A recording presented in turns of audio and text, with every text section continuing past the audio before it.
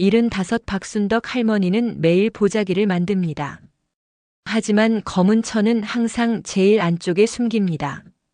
1963년 14살 소녀는 보름달 밤 뒷산에 올랐습니다. 어머니, 이제 모시러 왔어요. 이게 뭐냐? 어머니예요. 할아버지가 묻은 어머니. 그날 밤 무슨 일이 있었을까요?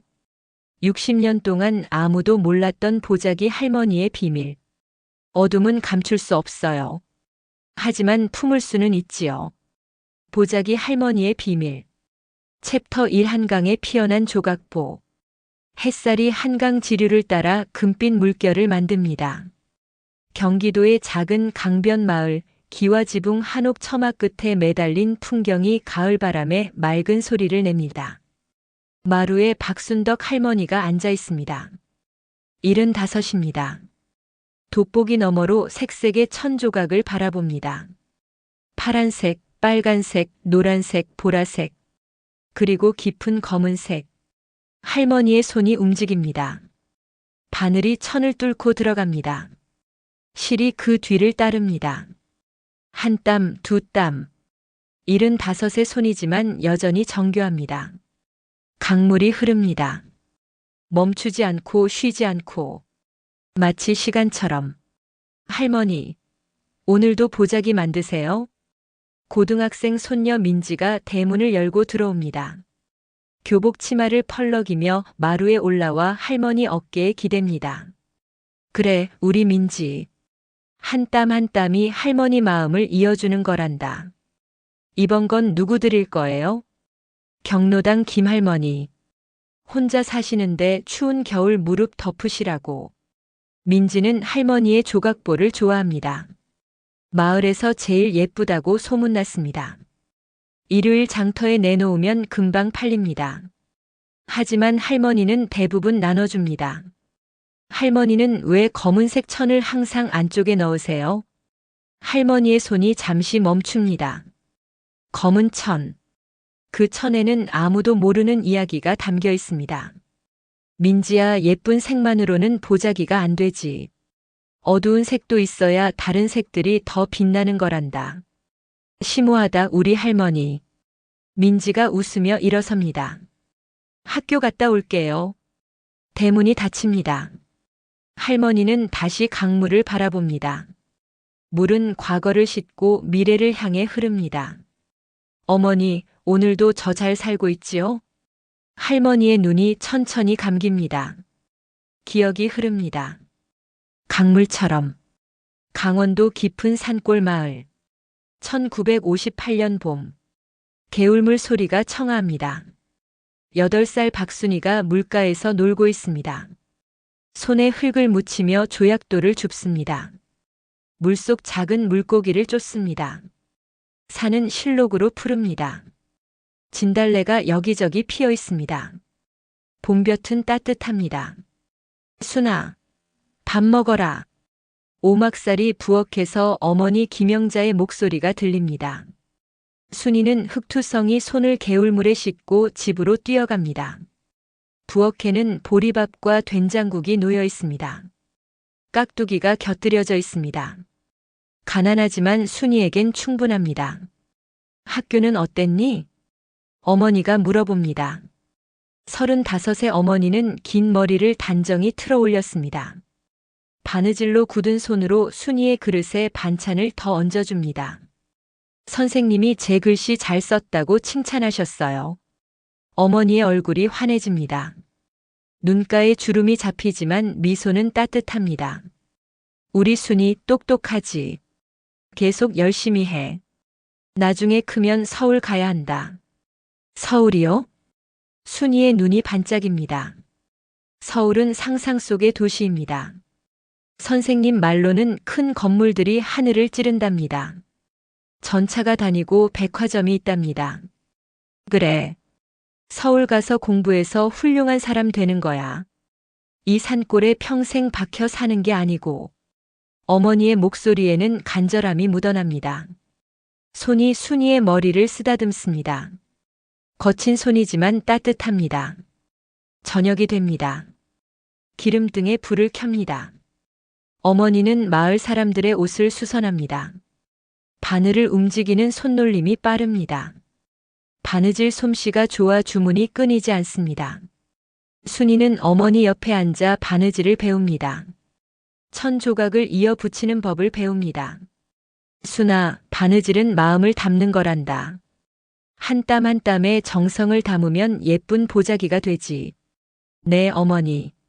순이는 파란 천과 빨간 천을 이어 붙입니다. 서툴지만 정성스럽습니다. 어머니, 아버지는 언제 오세요? 어머니의 손이 멈춥니다. 바늘을 든 손이 공중에서 잠시 정지합니다. 아버지는 멀리 계신단다. 우리 걱정 말고 우리끼리 잘 살자. 순이는 아버지를 기억하지 못합니다. 4살 때 집을 나갔습니다. 못 살겠다는 한마디만 남기고 순이는 어머니가 가끔 운다는 걸 압니다. 밤에 몰래. 하지만 다음 날 아침이면 어머니는 다시 강한 얼굴입니다.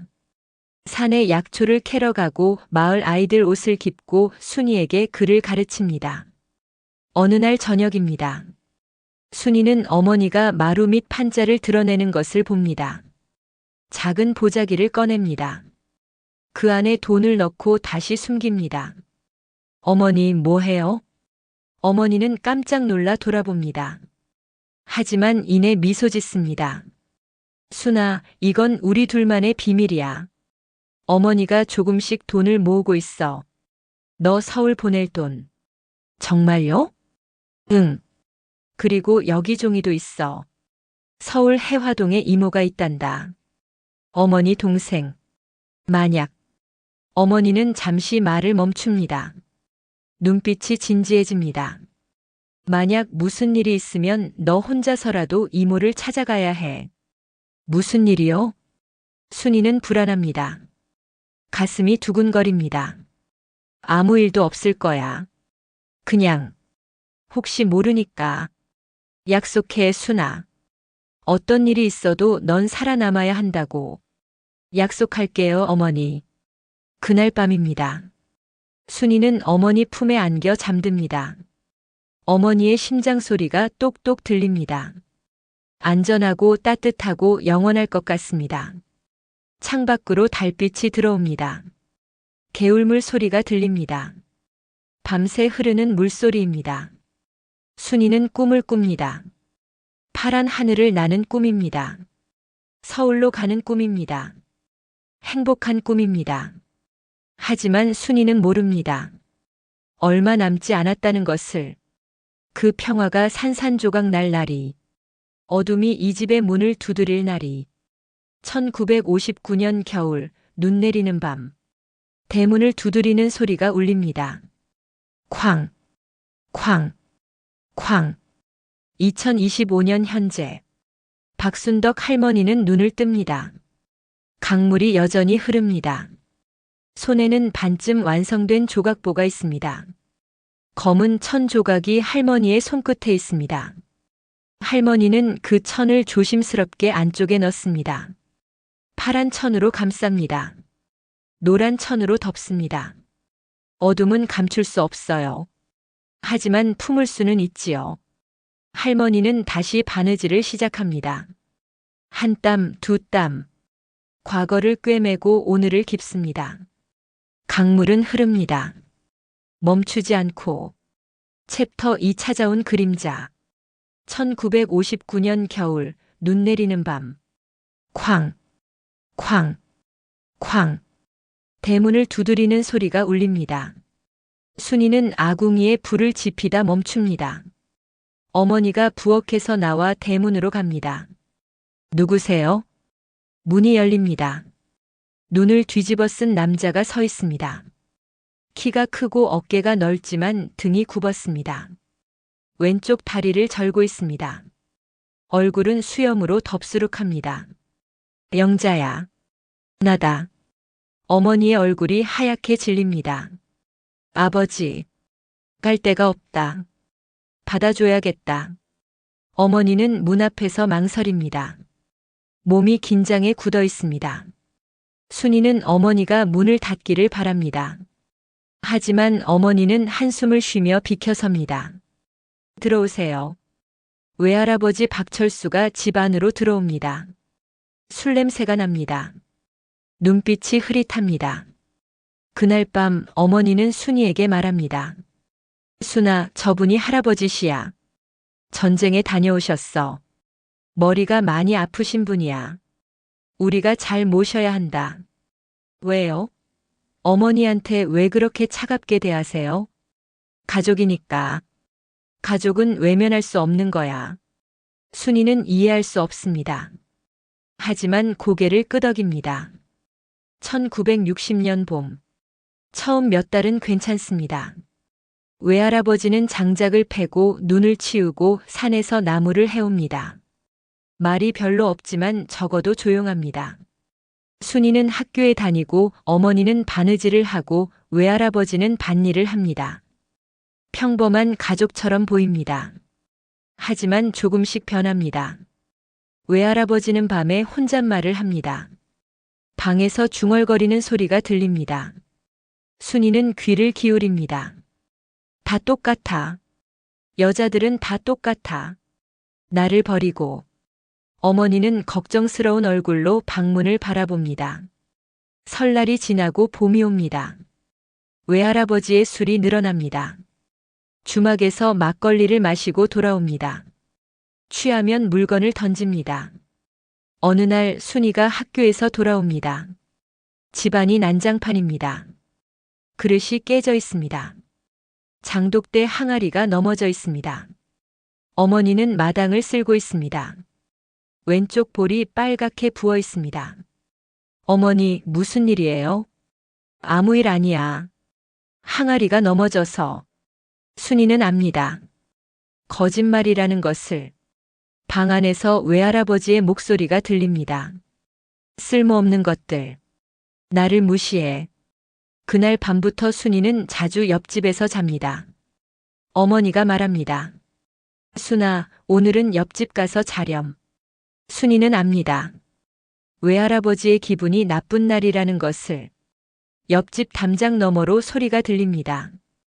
고함 소리, 깨지는 소리, 그리고 무거운 침묵. 순이는 이불을 뒤집어 쓰고 귀를 막습니다. 하지만 소리는 계속 들립니다. 1960년 가을. 순이는 10살이 되었습니다. 학교에서 돌아오면 어머니를 찾습니다. 어머니의 얼굴을 확인합니다. 멍이 있는지 눈이 부었는지 마을 사람들도 압니다. 하지만 아무도 개입하지 않습니다. 집안일은 집안에서 해결하는 거지. 전쟁 다녀온 사람 트라우마가 있는 거야. 영자가 참아야지. 늙으신 아버지를 어쩌겠어. 순이는 이해할 수 없습니다. 왜 어머니가 참아야 하는지, 왜 아무도 도와주지 않는지. 어느 날 밤입니다. 순이는 화장실에 가려고 일어납니다. 외할아버지와 어머니의 대화가 들립니다. 영자야, 너 나를 어디 보내려고 하지? 아버지, 무슨 말씀이세요? 거짓말하지 마. 내가 마을 사람들한테 내가 미쳤다고 하더구나. 그런 적 없어요. 아버지, 제발 술 좀 끊으세요. 내가 술을 마시는 게 아니야. 술이 나를 찾아오는 거야. 탁! 무언가 던지는 소리입니다. 아버지, 제발요. 순이는 방으로 돌아갑니다. 이불을 뒤집었습니다. 눈물이 흐릅니다. 1961년 봄. 순이는 11살입니다. 학교를 자주 빠지게 됩니다. 외할아버지가 말합니다. 여자가 무슨 공부야. 집에서 밥이나 하고 빨래나 해. 어머니는 저항합니다. 아버지, 순이는 공부를 해야 해요. 이 아이는 똑똑해요. 똑똑해서 뭐해? 어차피 시집 가서 애나 낳을 건데. 어머니는 입을 다뭅니다. 외할아버지를 설득할 수 없다는 걸 압니다.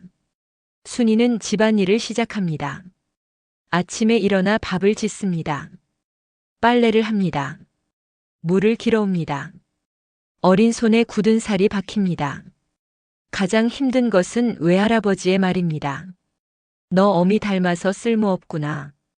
공부한다고 뭐가 달라지겠어. 너 같은 것 받아줄 사람도 없을 거다. 순이는 조용해집니다. 밝고 호기심 많던 소녀가 점점 움츠러듭니다. 어느 날 순이는 어머니가 뒷마당에서 우는 것을 봅니다. 어머니. 어머니는 재빨리 눈물을 닦습니다. 괜찮아, 순아. 우리 도망가요. 서울로. 이모한테 가요.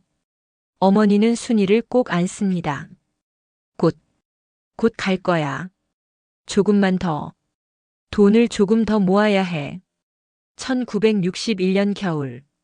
순이는 12살이 되었습니다. 집은 지옥입니다. 외할아버지의 폭력이 심해집니다. 어머니의 멍이 늘어납니다. 깨지는 물건이 많아집니다. 순이는 무력합니다. 어머니를 도울 수 없습니다. 너무 어립니다. 너무 약합니다. 밤마다 기도합니다.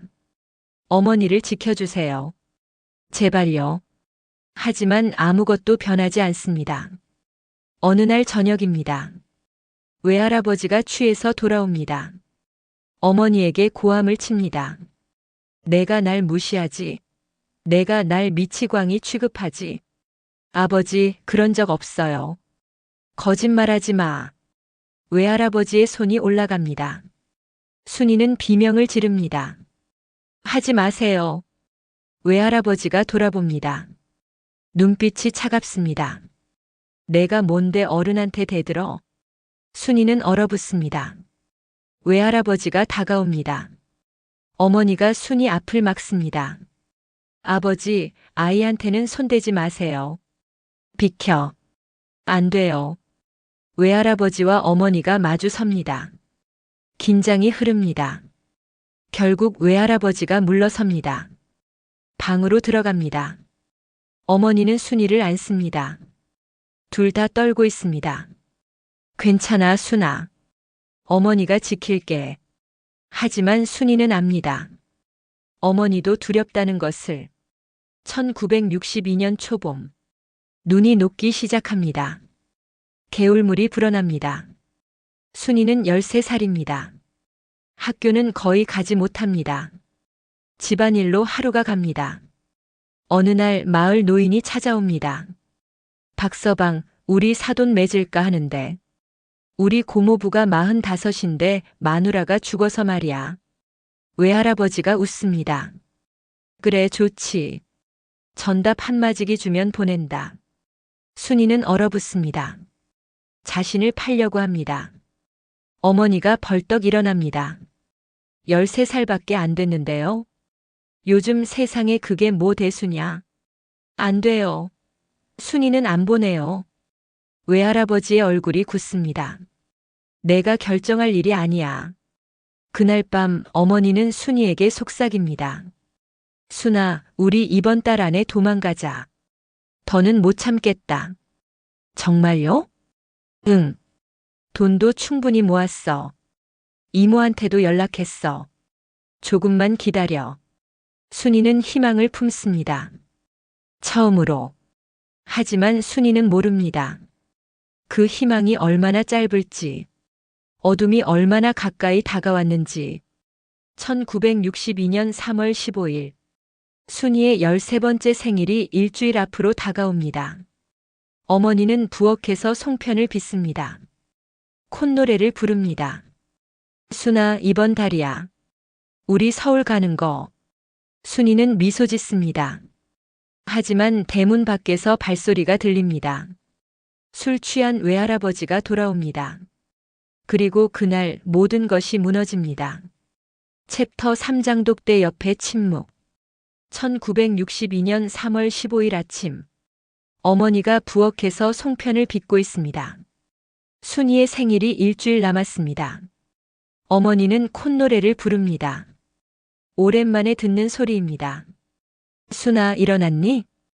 어머니, 뭐 하세요? 내 생일이 곧이잖아.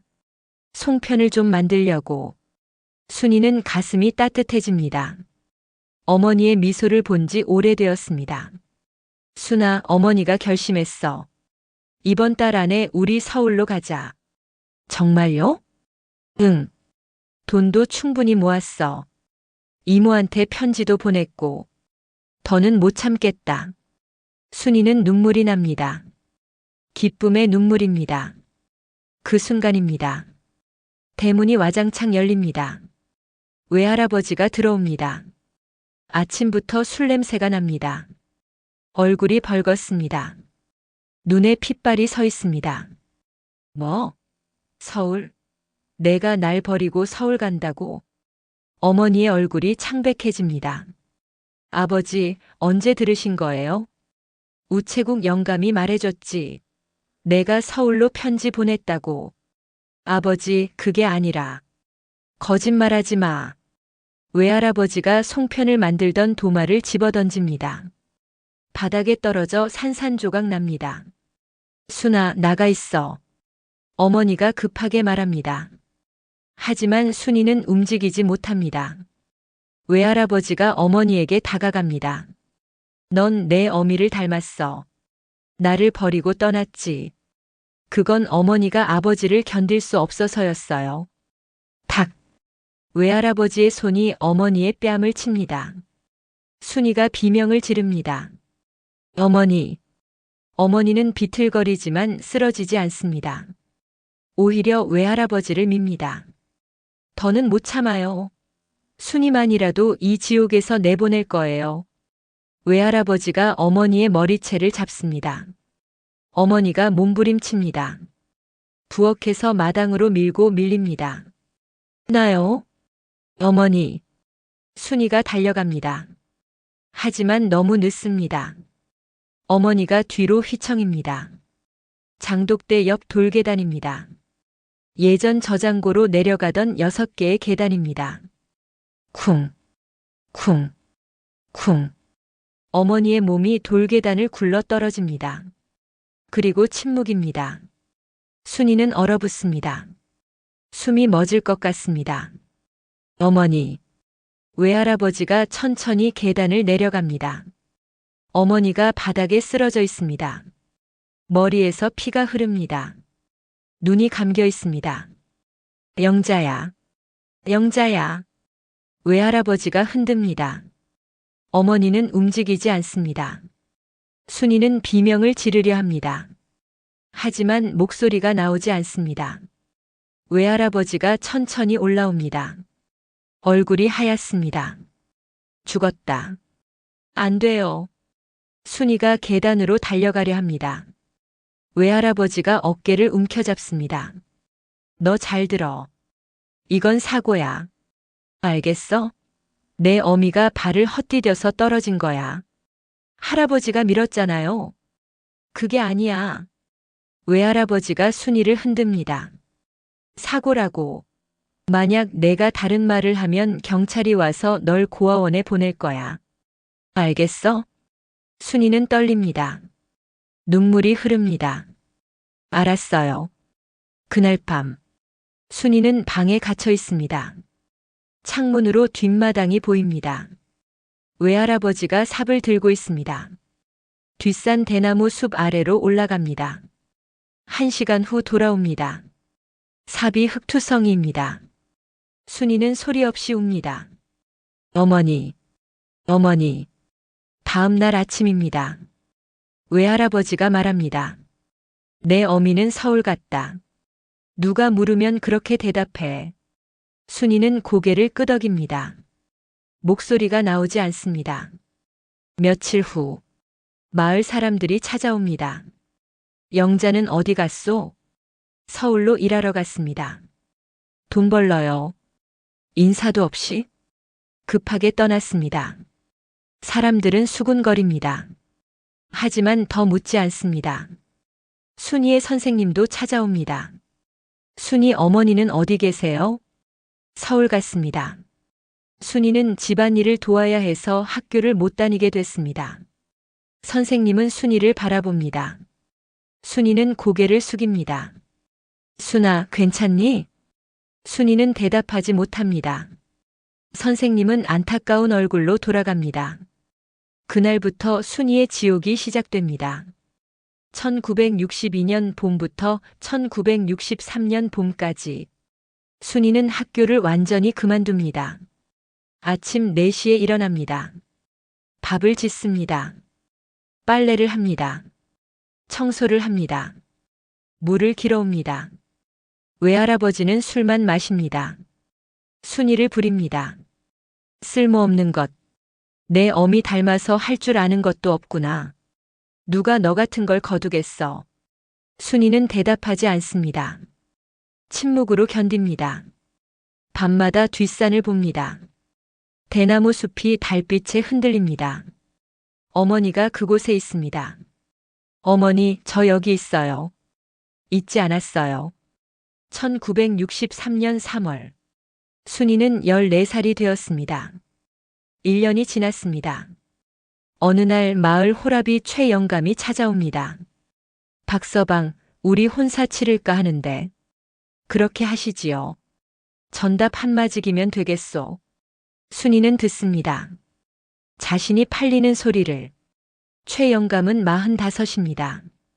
부인이 죽고 혼자 삽니다. 순이를 볼 때마다 이상하게 웃습니다. 저 14살이에요. 순이가 말합니다. 외할아버지가 손을 듭니다. 입 닫혀. 내 어미도 그 나이에 시집 갔어. 그날 밤입니다. 외할아버지가 술에 취해 중얼거립니다. 너 어미 말이야. 마지막에 애걸하더라. 아버지, 순이만 보게 해주세요라고. 순이는 귀를 기울입니다. 근데 난 그냥 지켜봤지. 숨 끊어질 때까지. 외할아버지가 웃습니다. 순이는 얼어붙습니다. 사고가 아니었습니다. 살인이었습니다. 그 순간 순이 안에서 무언가가 끊어집니다. 공포가 아닙니다. 슬픔도 아닙니다. 분노입니다. 차갑고 단단한 분노입니다. 다음 날 저녁, 순이는 뒷산에 올라갑니다. 어머니가 가르쳐준 약초를 찾습니다. 보라색 작은 꽃이 피는 풀입니다. 순아, 이건 사람을 진정시키는 약초란다. 불면증이 있는 사람에게 차로 끓여주면 돼. 하지만 절대 많이 넣으면 안 돼. 너무 많이 넣으면. 어머니의 목소리가 들리는 것 같습니다. 순이는 약초 뿌리를 캡니다. 집으로 돌아와 말립니다. 계획이 생겼습니다. 어머니를 위한 계획입니다. 며칠 후 밤. 순이는 창밖을 봅니다. 달이 둥급니다. 보름달입니다. 손에는 말린 약초가 있습니다. 어머니, 저 이제 할아버지를 멈추게 할 거예요. 순이는 떨지 않습니다. 두렵지 않습니다. 오히려 마음이 고요합니다. 마치 어머니가 옆에 있는 것 같습니다. 잘하고 있어, 순아. 살아남아야 해. 순이는 눈을 감습니다. 깊게 숨을 쉽니다. 내일입니다. 내일 모든 것이 바뀝니다. 어머니를 대나무 숲에서 꺼낼 것입니다. 마을 사람들에게 보여줄 것입니다. 외할아버지가 한 일을 알릴 것입니다. 그리고 서울로 갈 것입니다. 이모를 찾아갈 것입니다. 살아남을 것입니다. 어머니, 기다리세요. 곧 갈게요. 다음 날 아침, 순이는 일찍 일어납니다. 밥을 짓습니다. 된장찌개를 끓입니다. 그리고 보리차를 준비합니다. 약초 뿌리를 갈아서 넣습니다. 많이. 어머니가 경고한 것보다 훨씬 많이. 손이 떨리지 않습니다. 외할아버지가 일어납니다. 밥 줘. 순이는 상을 차려줍니다. 외할아버지는 의심 없이 먹습니다. 보리차도 마십니다. 30분이 지납니다. 어지럽다. 외할아버지의 눈이 풀립니다. 말이 어눌해집니다.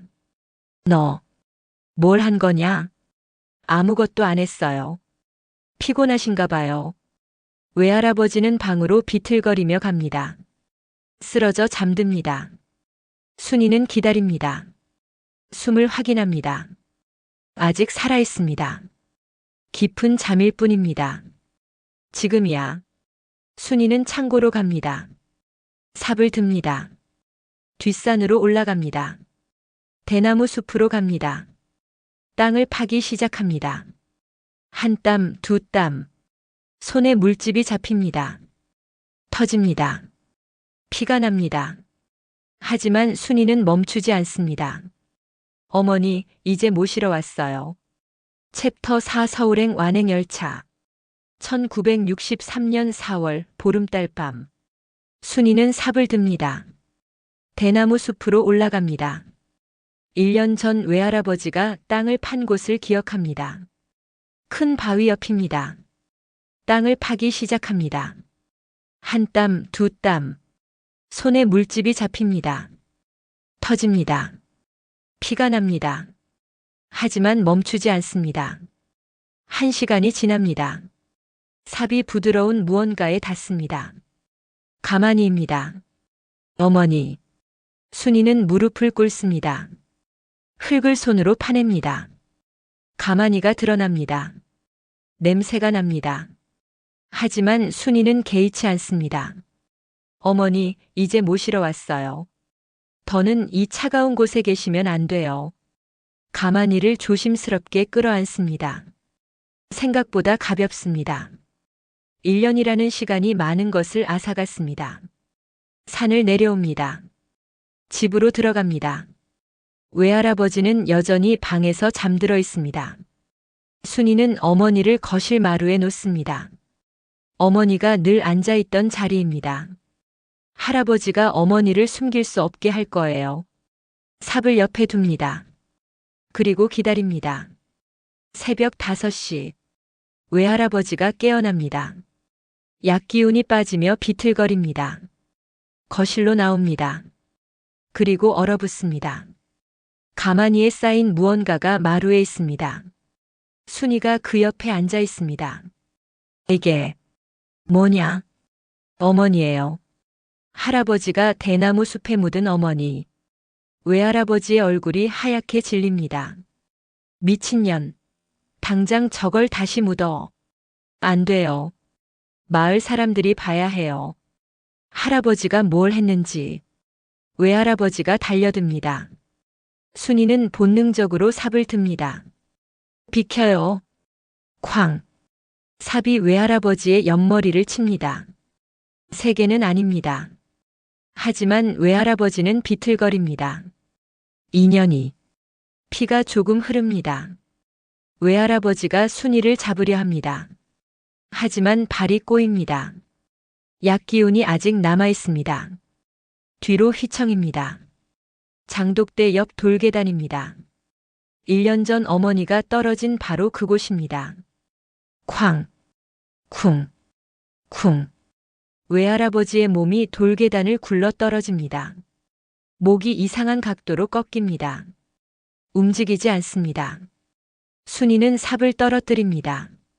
주저앉습니다. 어머니. 끝났어요. 그날 오전.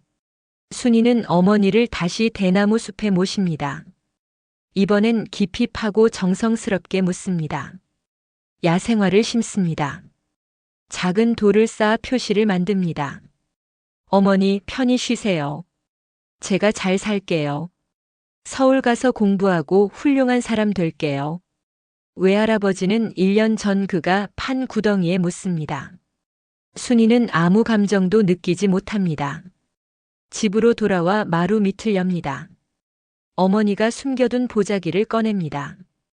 돈과 서울 해화동 이모 주소가 있습니다. 어머니의 나무빗도 챙깁니다. 집문을 잠급니다. 뒤돌아보지 않습니다. 읍내 버스 정류장. 서울 가는 기차표 주세요. 애가 혼자 어딜 가니?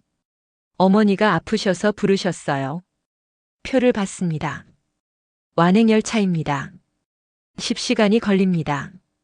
차창 밖으로 산이 흘러갑니다. 강이 흘러갑니다. 논밭이 흘러갑니다. 순이는 과거가 멀어지는 것을 느낍니다. 어머니, 저 살아남았어요. 약속 지켰어요. 서울역. 사람이 너무 많습니다. 건물이 너무 큽니다.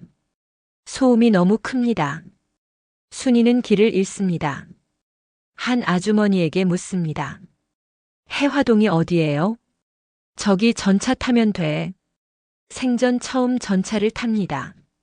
덜컹거립니다. 사람들이 빽빽합니다. 해화동에 내립니다. 다시 길을 묻습니다. 골목을 헤맵니다. 파란 대문이 보입니다. 김영숙 양장점이라는 간판이 있습니다.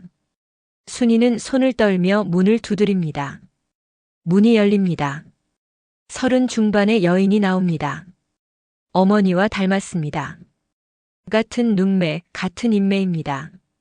누구세요? 저는 순이에요. 김영자 어머니. 목이 메입니다. 말이 나오지 않습니다. 이모의 얼굴이 변합니다. 놀람, 혼란, 걱정입니다. 순이? 영자 딸? 어머니는? 왜 혼자? 순이는 무너집니다. 1년 넘게 참아온 모든 것이 터집니다. 울음, 두려움, 고통입니다. 이모가 순이를 끌어안습니다. 들어와. 안전해. 이제 안전해. 집안. 순이는 이야기합니다. 일부만입니다. 어머니가 사고로 돌아가셨다고. 외할아버지가 폭력적이었다고. 호라비에게 팔리기 직전이었다고. 이모는 눈물을 흘립니다. 내 동생. 영자가. 이모, 저 여기 있어도 돼요? 당연하지. 넌 이제 내 딸이야. 이모가 순이의 손을 잡습니다. 과거는 과거야. 이제 앞만 보자. 내 어머니가 원하셨던 거야.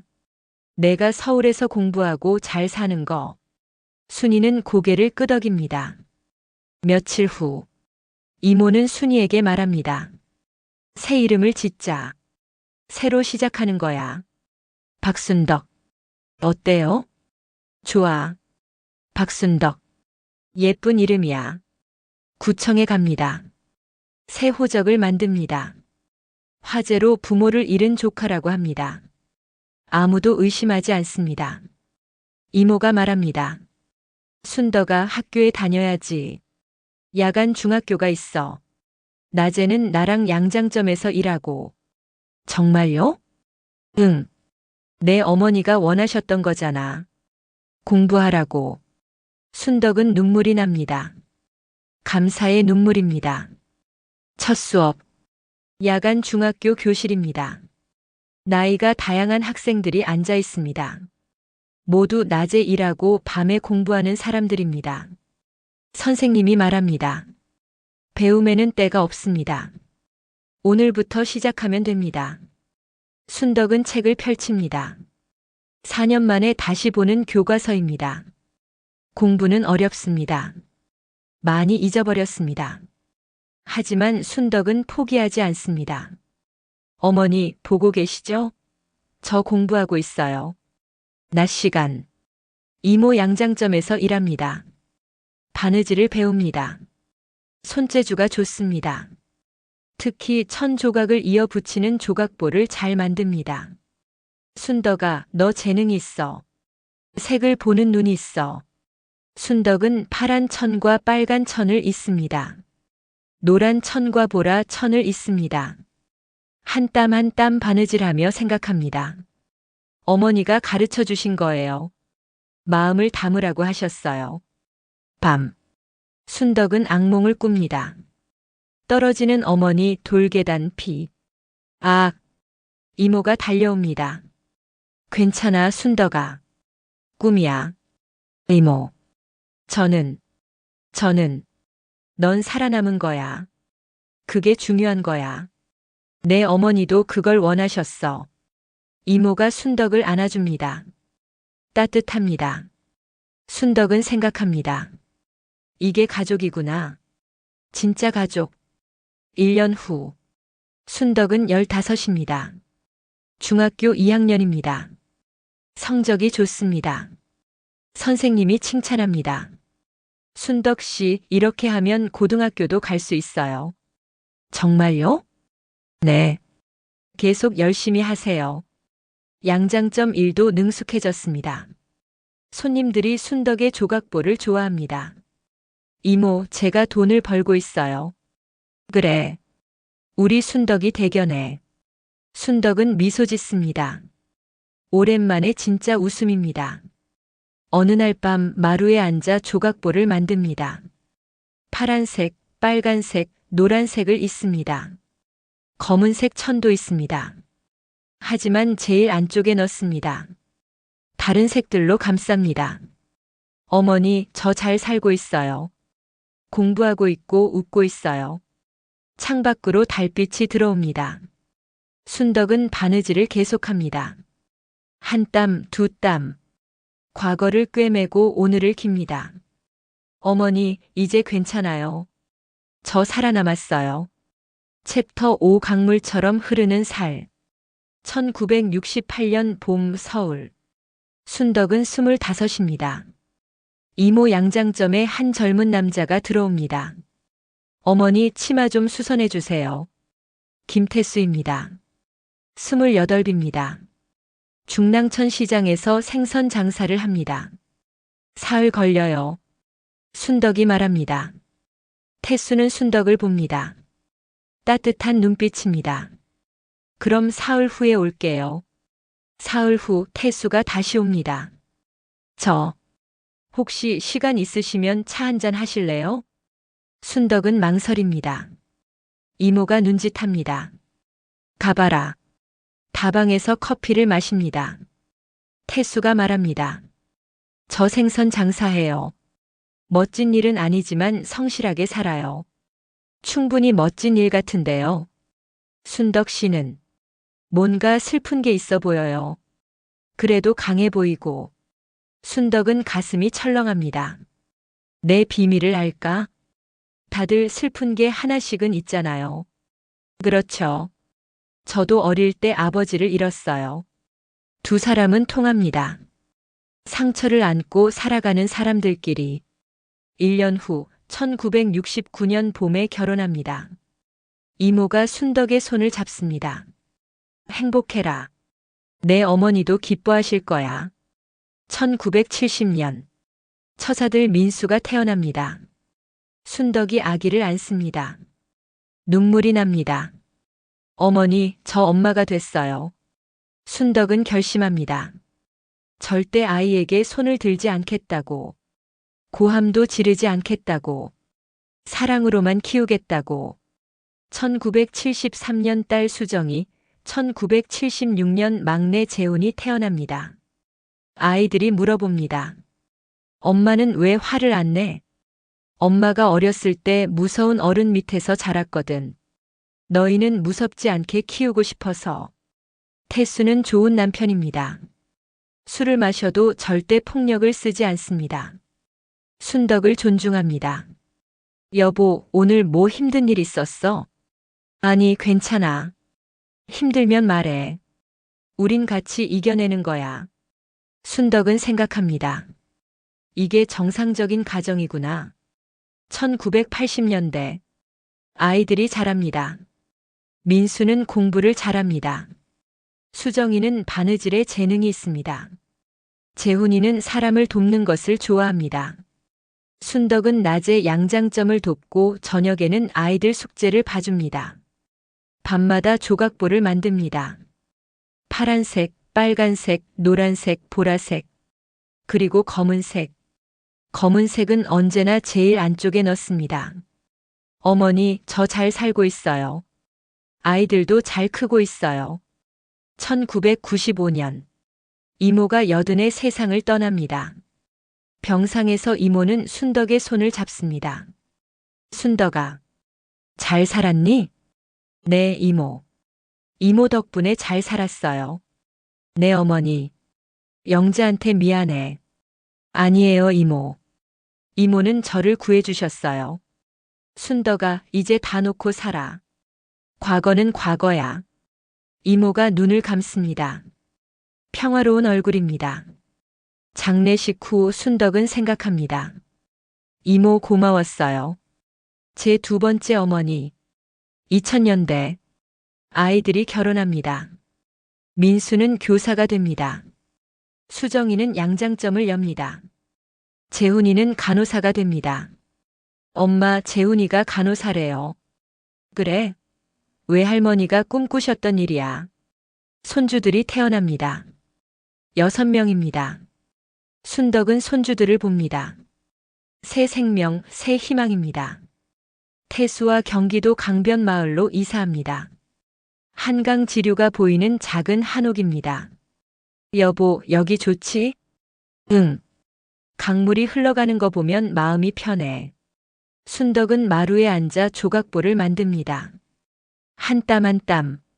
과거를 꿰매고 오늘을 깁니다. 2020년. 태수가 77의 세상을 떠납니다. 잠결에 조용히. 순덕은 남편의 손을 잡고 있습니다. 여보, 먼저 가지 마. 하지만 태수는 미소 지으며 떠납니다. 50년을 함께한 사람입니다. 고마웠어요, 여보. 당신 덕분에 행복했어요. 장례 후 자녀들이 말합니다. 엄마, 우리랑 같이 살아요. 아니야. 엄마는 여기서 살 거야. 강 보면서. 외로우실 텐데. 외롭지 않아. 할머니, 어머니, 이모, 아버지. 다 여기 있어.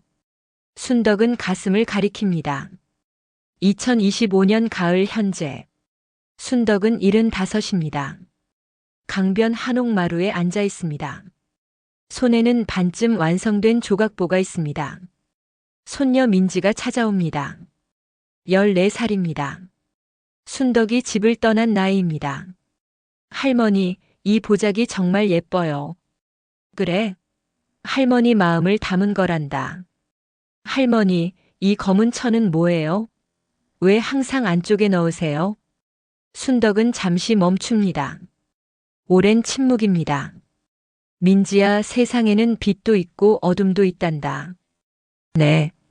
어둠을 없앨 순 없어. 하지만 예쁜 색으로 감쌀 순 있지.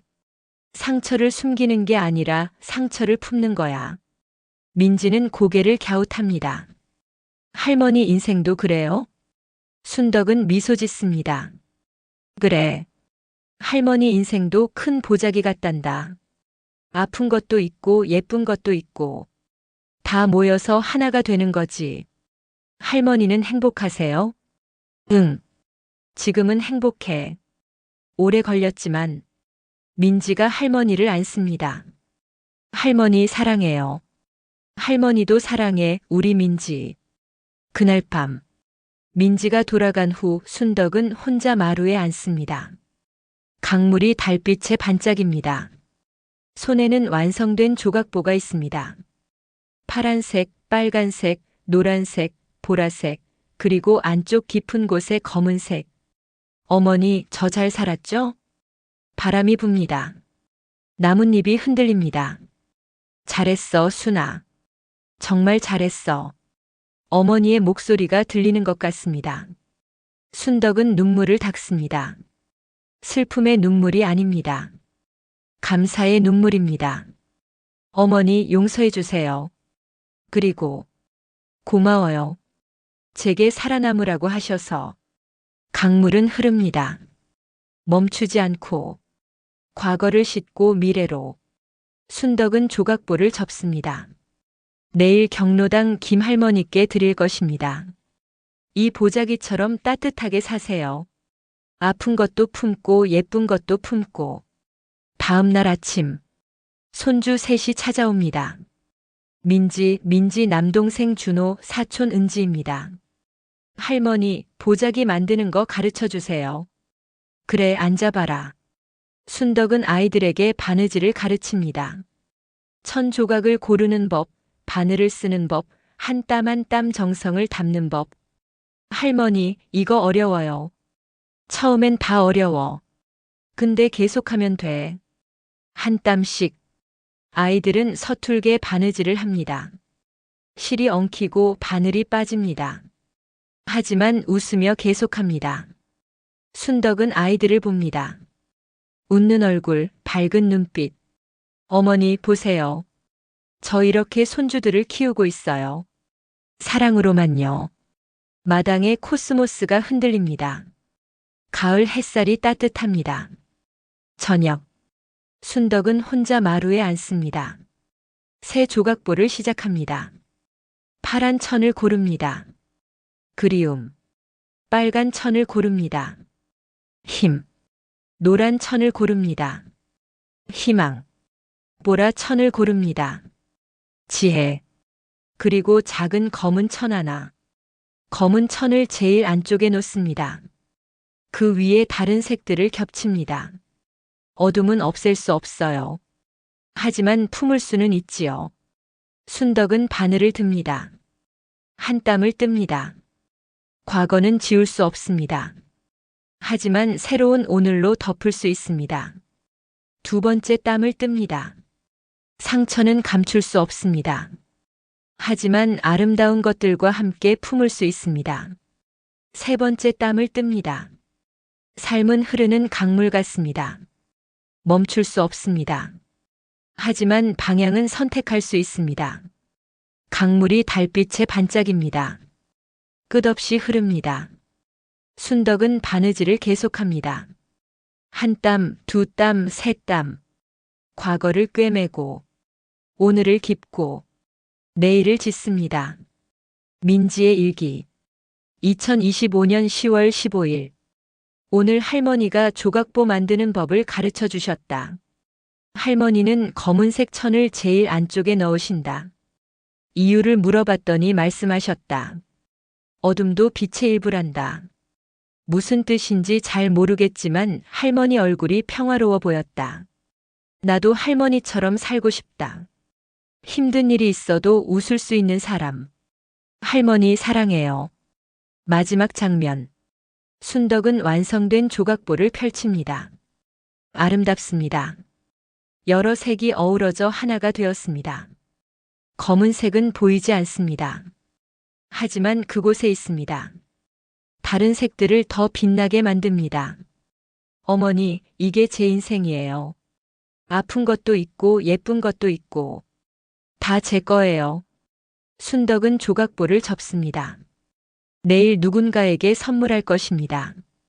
따뜻하게 살라고, 아픈 것도 품으라고, 강물처럼 흐르라고, 멈추지 말고. 삶은 조각보와 같습니다. 어두운 천도 밝은 천도 모두 필요합니다. 그것들을 한 땀 한 땀 이어붙이면 아름다운 하나가 됩니다. 안녕하세요, 시청자 여러분. 아름다운 극장입니다. 오늘 이야기는 어떠셨나요? 요즘 계속 비가 와서 건강 조심하시기 바랍니다. 구독과 좋아요는 영상을 만드는 데 큰 힘이 됩니다. 감사합니다.